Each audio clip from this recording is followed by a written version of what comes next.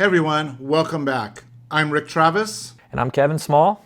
and today we're here to bring you up to date on what's going on in your backyard, in the state of California, and across the nation when it comes to gun laws and your rights. And today we're going to open up with a little bill called House Resolution Number 8. Something that we've dealt with in California for a long time, and many of you across the country mocked us and said, you know, that's never coming to our backyard. And that would be the idea of where maybe I had a firearm and wanted to sell it to my buddy Kevin because he wanted to take his kid out and teach him how to hunt or shoot or plink. But how's that work in California, Kevin?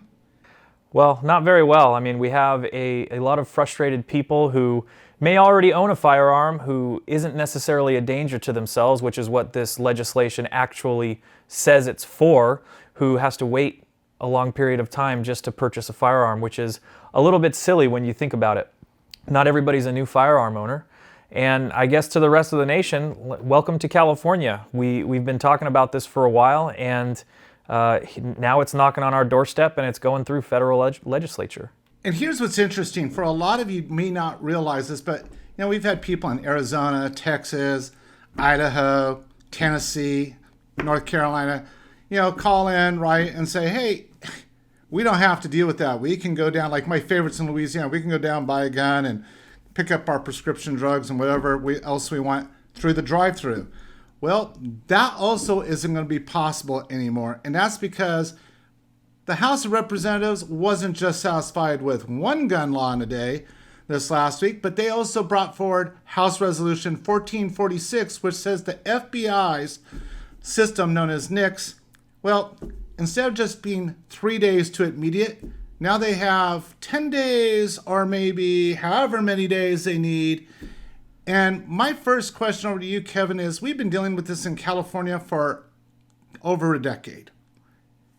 How many criminals do you know that use the background check system to get that gun before they knock someone off or roll over the local stop and rob? Next to none. The mass majority, and when I say mass majority, I literally mean mass majority. Over 98% of the firearms that are recovered in crimes in California are illegally purchased, which means they haven't gone through a background check. So, and I know what you mean. I've got friends in Arizona. I sometimes go and train in Nevada. We're constantly the laughingstock of these areas.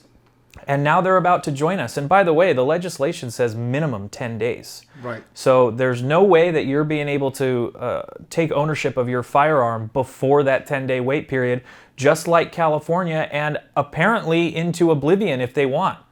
And by the way, just so you guys know why Kevin and I are saying you should have been paying attention when this happened in California, is here are some of the wonderful reasons, and I'm being sarcastic in case you haven't figured that out, of why that 10 days can get messed up. Say, for example, you're college age and you moved from one dorm to another dorm and you didn't update your driver's license. Or say you found a better place to own or purchase, and so you moved there. Or you were tired of living with mom or dad, or you're tired of living with your significant other, or you found a better job. But any one of those moves, if you haven't updated everything, yeah, it's going to be a lot longer than 10 days to transfer that firearm.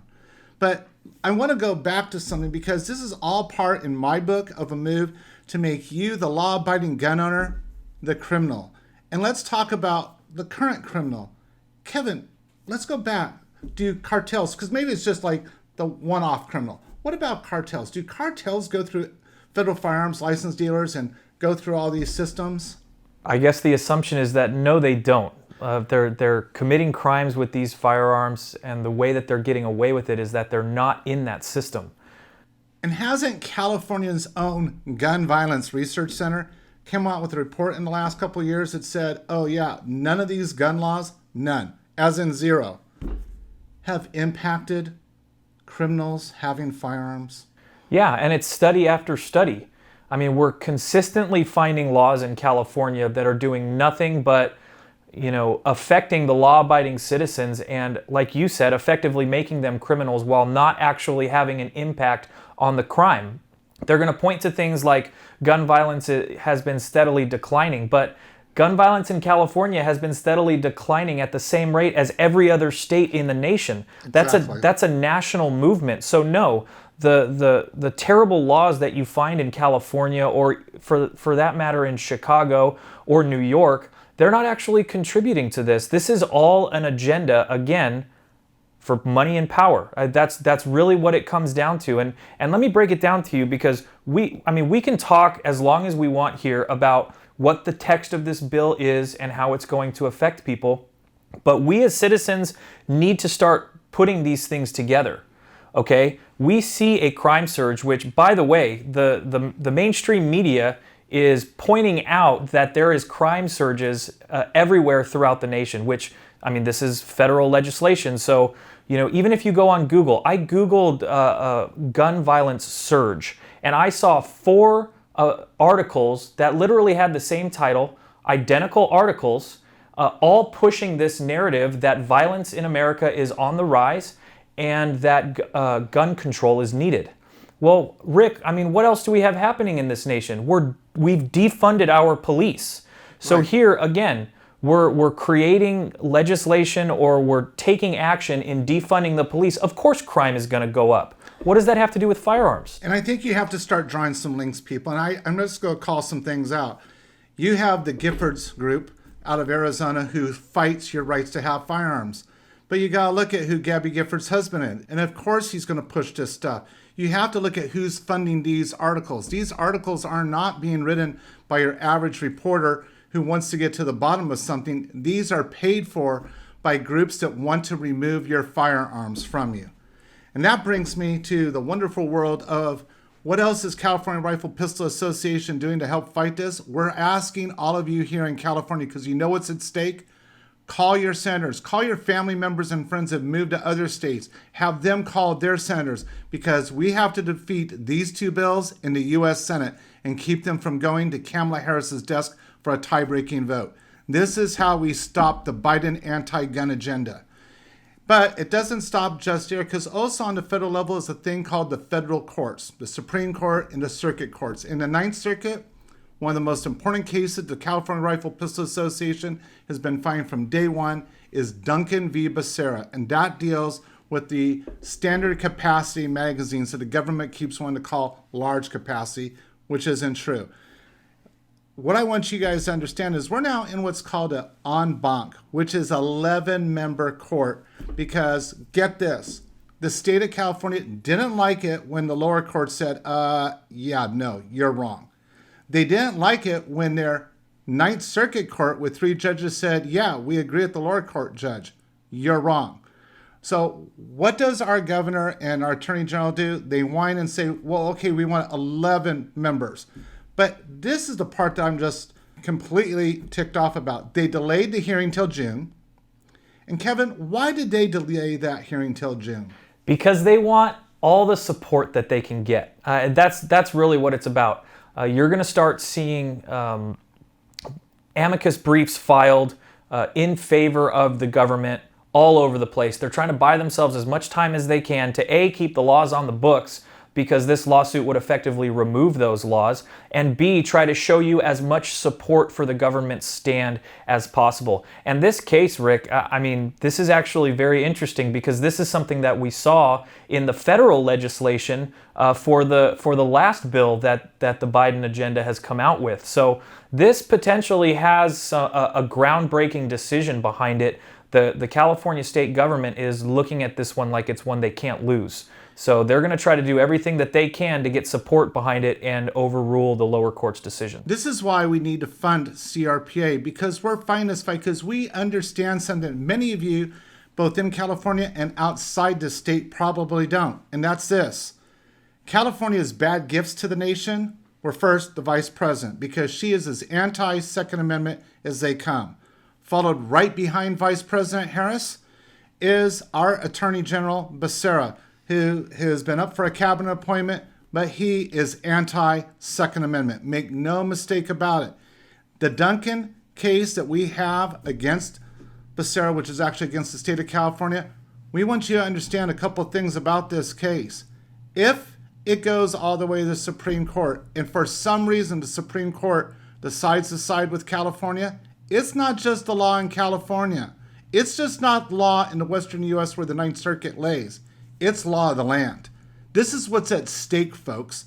And we're the ones that are paying the majority of that bill to get it to the Supreme Court to stop it from being the law of the land and the law of the Ninth and California.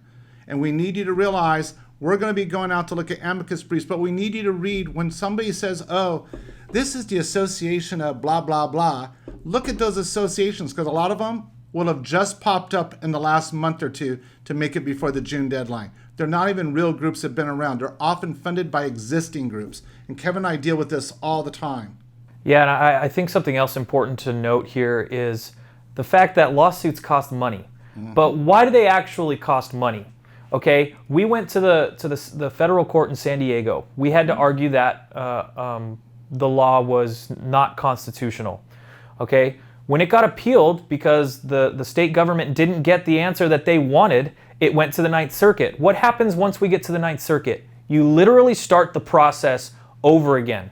We are literally arguing this case to the Ninth Circuit, starting from zero all over again for a second time, just with 11 judges instead of 3.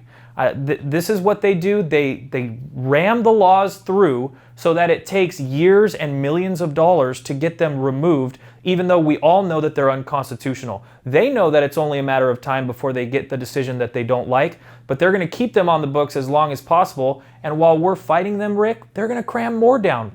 We really need to step up and start getting this information to new voters so that we don't have a legislature that does this anymore, and that's the real root of the problem.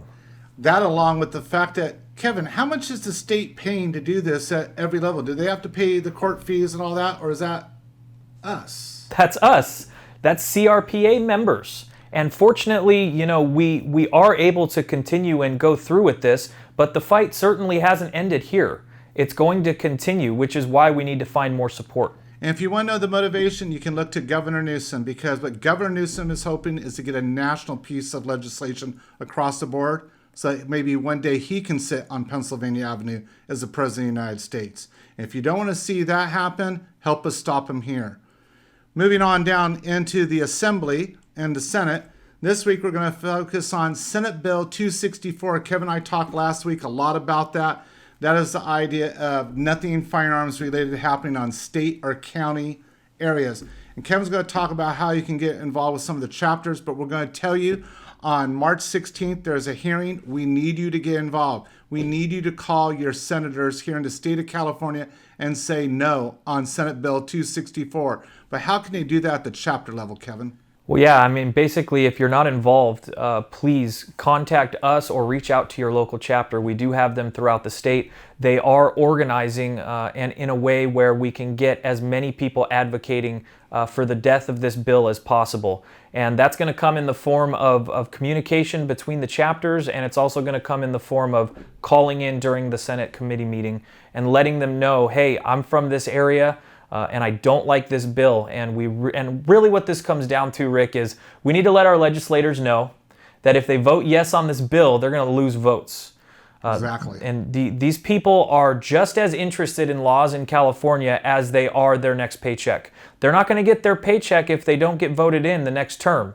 So we need to let them know exactly what they need to do in order to best represent us. So that's essentially what's happening during this committee meeting. And we want to end each show on something positive. Now, when I first go to say this, some of you, I know because I hear it all the time, are not going to feel positive. But I want you to slow down for a moment. Many of you feel law enforcement's the adversary. They get special privileges, special rights. They're not part of our community. And I want you to realize something. When our legislature, which has been going after law enforcement, not just here in California, but across the nation, that is problematic. So one of the bills that is out there right now, the concept behind it is when a law enforcement officer goes off duty, they basically lock their handgun up at work, and then they walk into the community and are not allowed to have an off-duty gun. Now I want you to think about this for a moment. Say that was to happen. What is the line between a law enforcement officer whose job it is to carry a gun all day long and you, the owner of a concealed carry permit?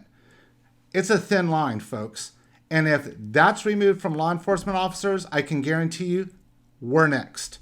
which is why the California Rifle Pistol Association is supporting law enforcement and trying to defeat this bill. It's a good thing for us to do, to say that off-duty peace officers can continue to carry their firearms to protect themselves. Because if they lose that right, we'll lose ours. And as we say every week, be safe, shoot straight, and fight back for your rights.